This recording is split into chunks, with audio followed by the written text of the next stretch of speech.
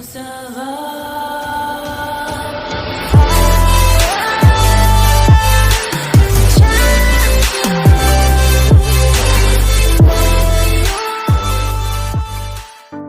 assalamualaikum warahmatullahi taala wabarakatuh. Welcome back to my channel Belajar Bersama. Baik, di sini saya akan menjelaskan pelajaran SMP atau SMA untuk memenuhi tugas mata kuliah keterampilan menyimak yang berjudul Apa Itu Pantun. Bismillahirrahmanirrahim. Di sini saya akan menjelaskan tentang apa itu pantun. Ada yang tahu apa itu pantun? Ini saya akan membacakan pengertian pantun. Pantun berasal dari bahasa Minangkabau yang disebut patuntun, yang berarti penuntun, yang awalnya merupakan satu di antara bentuk dan sastra lain. Pantun biasanya dijumpai dalam bentuk tertulis, namun seiring berjalannya waktu, pantun sudah berkembang menjadi media penuturan pesan menggunakan pemakaian kata-kata. Di sini, pantun merupakan salah satu jenis puisi lama asli di Indonesia, Melayu. Selain pantun, ada jenis puisi lama lainnya seperti syair, gurindam, talibun, seloka, dan tarmina.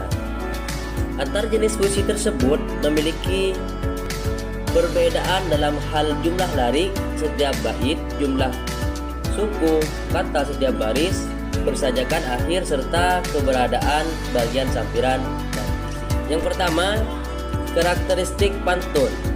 Pantun memiliki karakteristik dilihat dari jumlah baris setiap bait, jumlah suku kata setiap lirik, persajakan akhir, serta bagian sampiran dan isi. Pantun merupakan puisi lama yang terdiri atas 4 lirik sebait. Setiap baris pantun terdiri atas 8-12 suku kata dan bersejak AB-AB. Ada yang tahu yang bersejak AB-AB itu seperti apa? Mari kita lanjut ke videonya.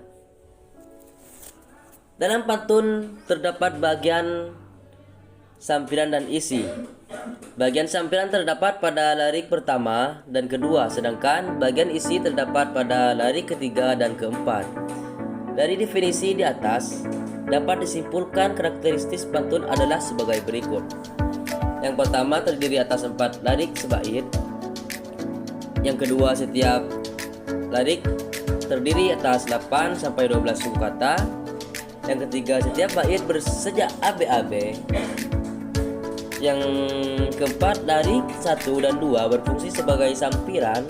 Lirik 3 dan 4 berfungsi sebagai isi.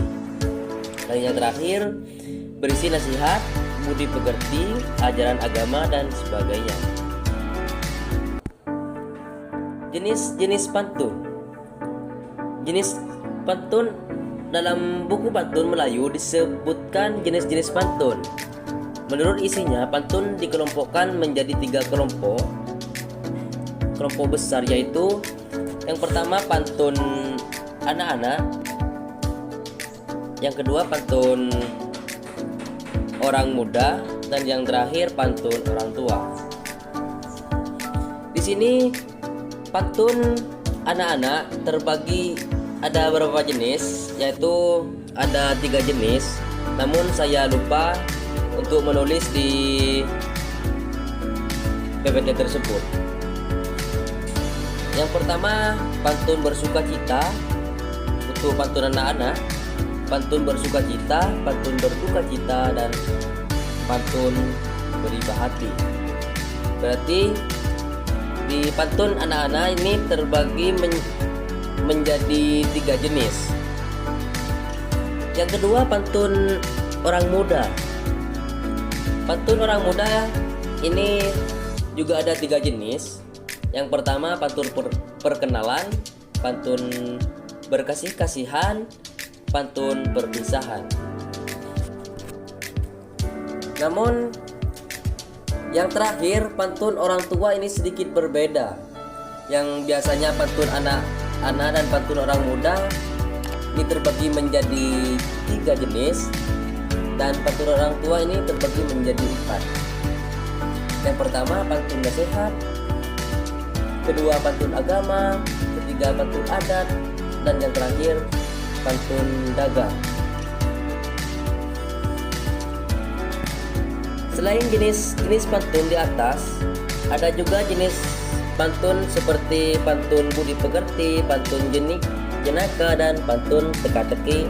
Untuk memahami bentuk pantun, perhatikan beberapa bait pantun di bawah ini yang diikuti dari buku Pantun Melayu.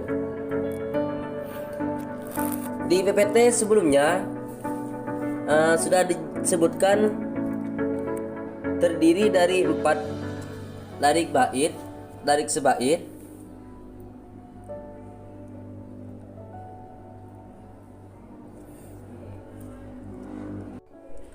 Contoh puisinya seperti ini. Jika ibu pergi ke pasar, ini sudah 1 bait. Ingatkan untuk membeli cabai. Di sini sudah ada 2 bait. Dan wahai kawan, ayo belajar. Di sini sudah ada 3 bait. Dan agar kita menjadi pandai. Berarti pantun memang harus ada 4 larik sebait. Contohnya seperti ini.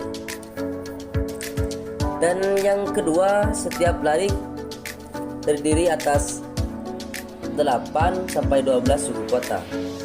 Di sini tidak usah dihitung, soalnya dalam pantun memang harus ada 8 sampai 12 suku kata.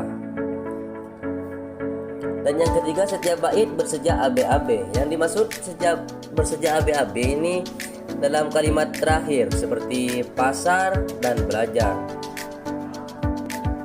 Di huruf terakhir A dan R dalam kata pasar, dan dalam kata belajar juga ada A dan R. Seperti itu yang disebut dengan bersejak akhir AB-AB.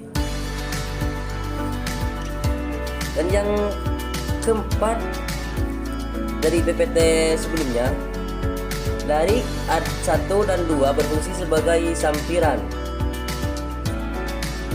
Larik 3 dan 4 berfungsi sebagai isi. Berarti di sini di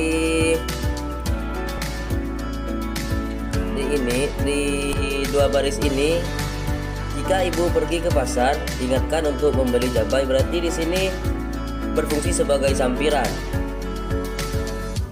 Dan yang terakhir di baris 3 dan keempat ini berfungsi sebagai isi.